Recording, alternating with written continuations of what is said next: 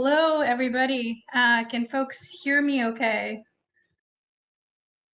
I heard the applause, so I will assume things are looking good. Um, Good morning, good afternoon, good evening, wherever you're joining from in the world. For those of you who don't know me, I'm Ishita Kapoor. I lead content strategy and partnerships for mixed reality at Microsoft. That includes working with our platform partners and many of you in bringing Windows mixed reality and HoloLens into location-based venues and experiences. Let me start by acknowledging the elephant in the room. 2020, what an unprecedented year.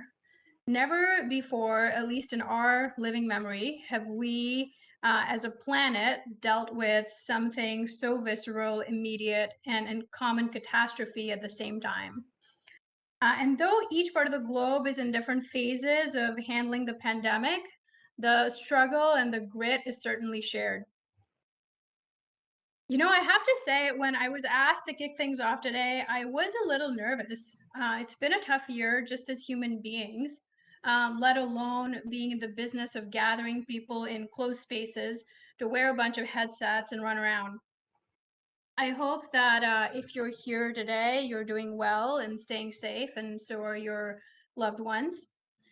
When I've talked with many of you in the room, you've talked about, struggles this year relocating your families in the middle of a crisis, temporarily shutting down locations, furloughs, pivoting your businesses. And we're having those conversations over the next couple of days. And let's be honest, we have seen better days.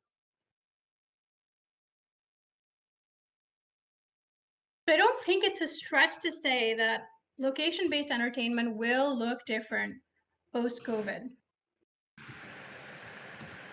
But while I have your attention, I want to suggest that this is not a bad thing.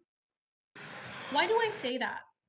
Because for all of the anxiety and uncertainty and struggle we're dealing with this year, you've also shared stories of incredible resilience, both personal and professional. You've shared stories of adaptability, creativity, innovation, partnerships, and sheer grit. You're doing what entrepreneurs do best. You're reimagining the possibilities. You're forging new ways of operating safer, smarter, and better. I want to share just a few examples of how this industry and this community is adapting to this crazy year.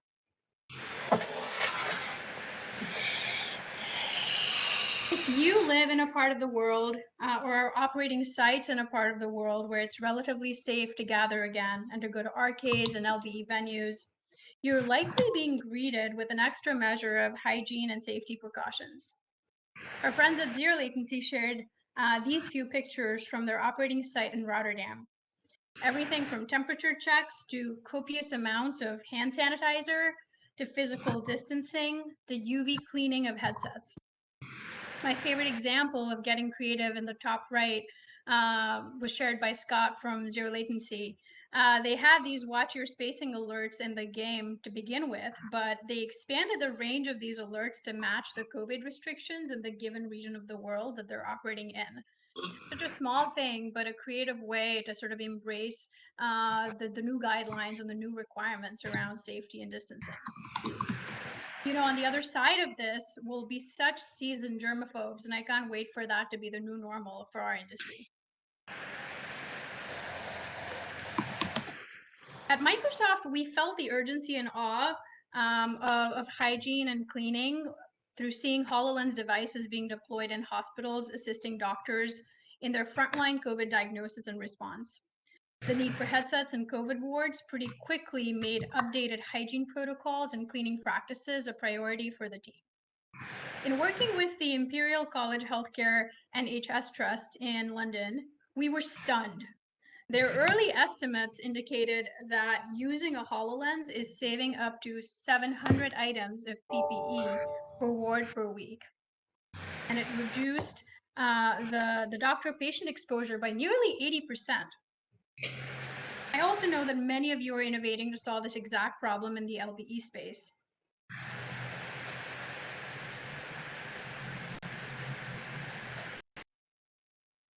We're also seeing our assumptions about remote work, collaboration, distributed operations being challenged in a good way, in a way that's making us accelerate digital transformation for our businesses and industry solutions.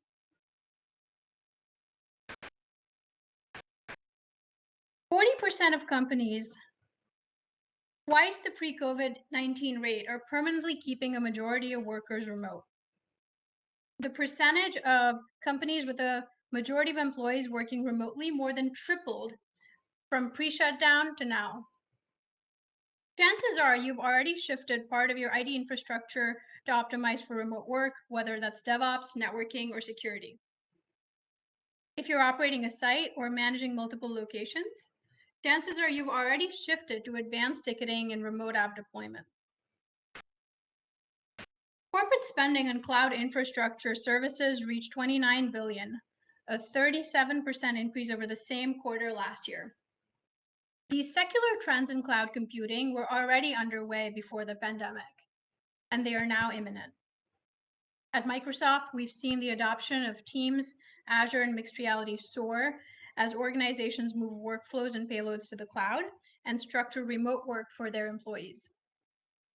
But beyond just managing these tactical shifts, if you're the leader of a company, it's now your job to imagine what your workplace will look like on the other side of this.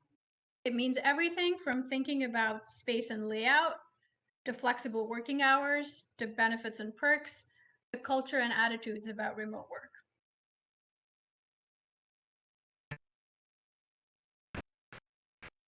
Switching gears to another adjacent location-based sector, museums and institutions of art and culture. Even before the pandemic, museums were thinking about enabling access to their collections to those who are unable to visit the museum. The Smithsonian, for example, has had a 3D digitization initiative in place that allows people to explore rare objects and artifacts using just their web browser. The example on the right is a couple years old, but it's just a beautiful contextual way of bringing to life Bowie costumes for fans to explore from the comfort of their home. No one would argue that museums are going anywhere.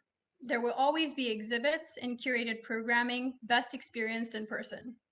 But this year is accelerating the transformation that was already underway, with more and more institutions thinking about how to enable both existing and new customers to explore what the museum has to offer from the comfort of their own home. The curator's role, much like ours, is zeroing in on what location-based experiences are best at. How do we create something truly exceptional when customers decide to step back into arenas and arcades?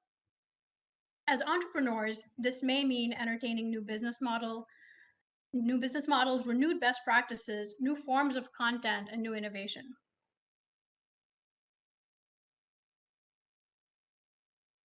But it's not just LBE arcades and centers that have to adapt.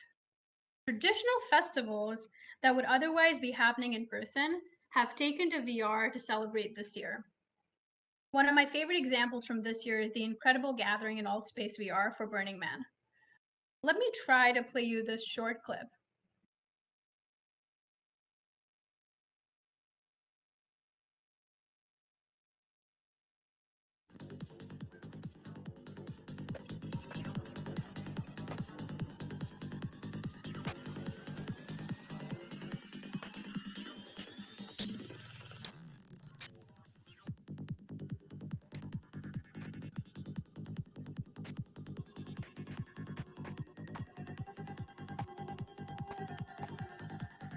You're welcome to dance along.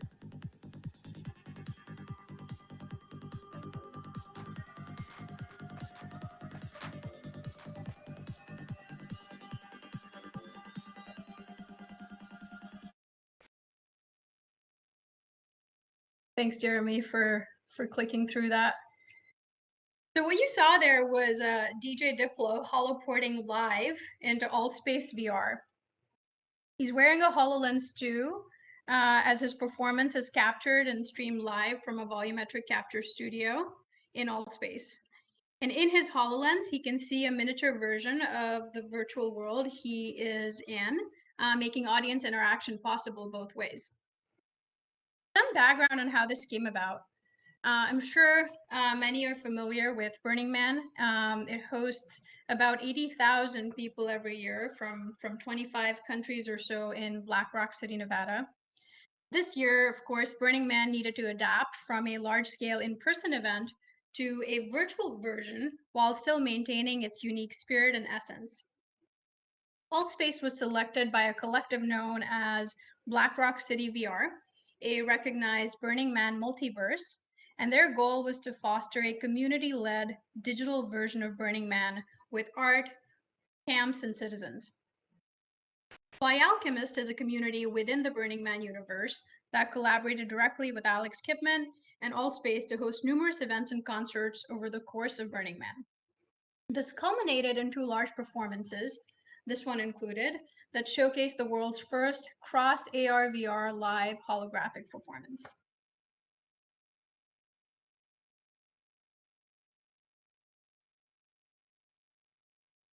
Next slide.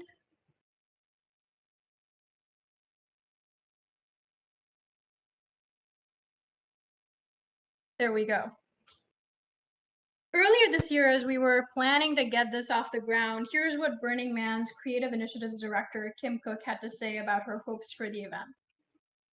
She said, with hundreds of community-created camps, art installations, and performances, 2,000 concurrent users in Burning Man.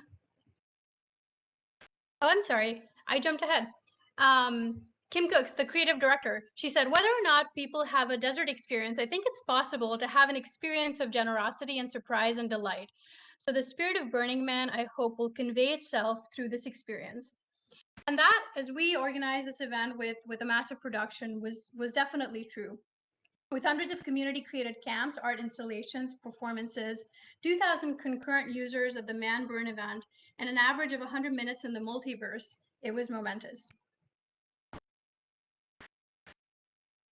It's a strange year, no doubt, to consider how we meet and why it matters.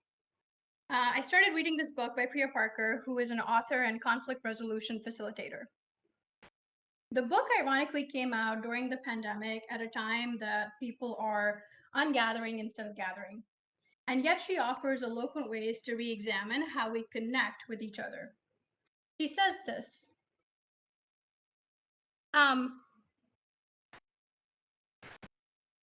We tend to conflate category with purpose. When I say I'm having a birthday party, most of us have a specific archetype of what that means. Candles, a cake, etc. And we follow scripts in those categories. The most powerful gatherings, though, begin with purpose and don't begin with form.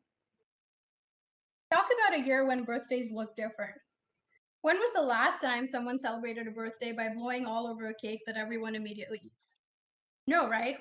We're evolving, but we continue to celebrate and honor friends and family and mark occasions in new ways. When I think of how this applies to us as an industry, I think we have shifted form for sure in gatherings over Zoom or Teams or virtual conferences and festivals like this one, instead of flying all over the globe. We're operating at limited capacities with added precautions. But to me, the sense of shared purpose seems very much alive. That shared purpose to connect in authentic ways, to create in this medium we all believe in, and to innovate for a future that will be safer, smarter, and beckoning for people to come out of their homes for truly location-based experiences.